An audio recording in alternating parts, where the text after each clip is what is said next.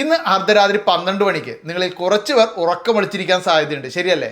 കാരണം ഇന്ന് അർദ്ധരാത്രി 12 മണിക്കാണ് ഈ വർഷത്തെ ഏറ്റവും കൂടുതൽ ഡിസ്കൗണ്ടുകളുള്ള സെയിലുകളായിട്ടുള്ള ആമസോണിലെ ഗ്രേറ്റ് ഇന്ത്യൻ ഫെസ്റ്റിവലും ഫ്ലിപ്കാർട്ടിലെ ബിഗ് ബില്യൺ ഡേ സെയിലും ആരംഭിക്കുന്നത്.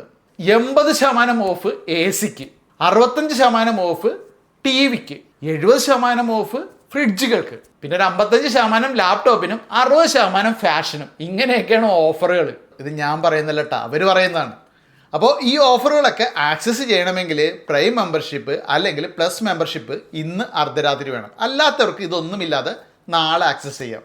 അപ്പോൾ ഈ ഓഫറുകളിൽ ഏറ്റവും കൂടുതൽ ഓഫറുകളുള്ള ഏതെങ്കിലും ഒരു ഫോൺ എടുക്കാൻ വേണ്ടിയിട്ട് നോട്ടമിട്ട് വെച്ചിട്ട് നമ്മൾ ഉറക്കം വിളിച്ചിരുന്നാലും ഭൂരിഭാഗം ആളുകൾക്കും നിരാശയായിരിക്കും ഫലം. കാരണം നിങ്ങൾ നോക്കുമ്പോൾ സ്റ്റോക്ക് ഒന്നും ഉണ്ടാവില്ല, അല്ലെങ്കിൽ ഓഫർ ഉണ്ടാവില്ല. അപ്പം നിങ്ങൾ നാളെ പറയും അവരെന്നെ പറ്റിച്ചു, വെറുതെ ഉറക്കം കളഞ്ഞത് മിച്ചെന്ന്.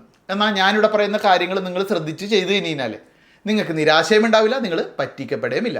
ആദ്യമേ ഈ സെയിലുകൾ നടക്കുന്ന ഒരു രീതി നമുക്ക് അറിഞ്ഞിരിക്കാം.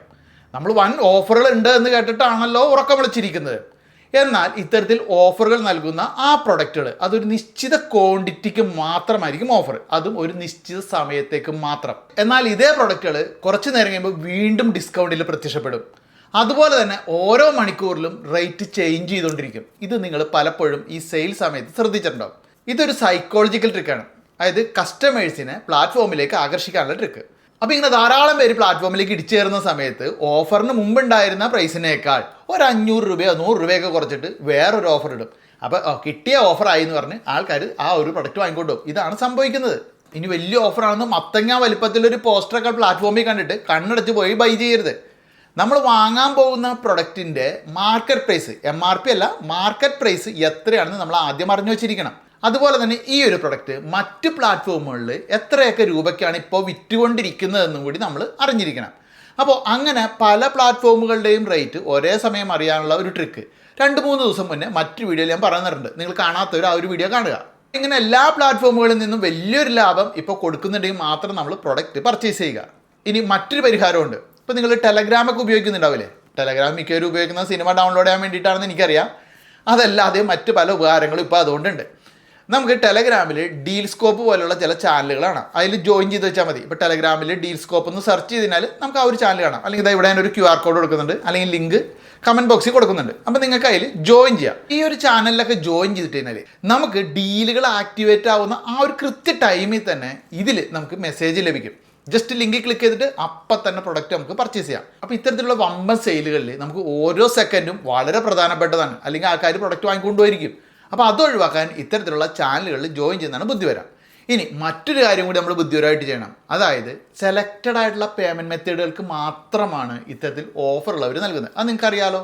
അപ്പോൾ അത്തരത്തിലുള്ള പേയ്മെൻറ്റ് മെത്തേഡുകളൊക്കെ നോക്കി വെച്ചിട്ട് ആദ്യമേ തന്നെ നമ്മുടെ അക്കൗണ്ടിൽ അത് ആഡ് ചെയ്തിടാൻ മറക്കരുത്. കാരണം പിന്നീട് ഇതൊക്കെ ആഡ് ചെയ്യാൻ പോകുമ്പോഴേക്കും സമയം കുറേ പോകും. സമയം വളരെ വിലപ്പെട്ടതാണ് ഇക്കാര്യത്തിൽ. പിന്നെ മറ്റു കാര്യം നമ്മൾ ശ്രദ്ധിക്കേണ്ടത്, നമ്മൾ വാങ്ങാൻ പോകുന്ന പ്രൊഡക്റ്റിന് ഇതിന് മുന്നത്തെ ദിവസങ്ങളിൽ ഇതിനേക്കാളും റേറ്റ് കുറവായിരുന്നു എന്ന് നമ്മളൊന്ന് അറിഞ്ഞു വെക്കണം. ഇപ്പോൾ നമുക്ക് ആമസോണിലാണെങ്കിൽ അതിനുള്ള സൗകര്യം ഇൻബിൽട്ട് ആയിട്ടുണ്ട്. മിക്കവരും അത് ശ്രദ്ധിച്ചിട്ടുണ്ടാവില്ല.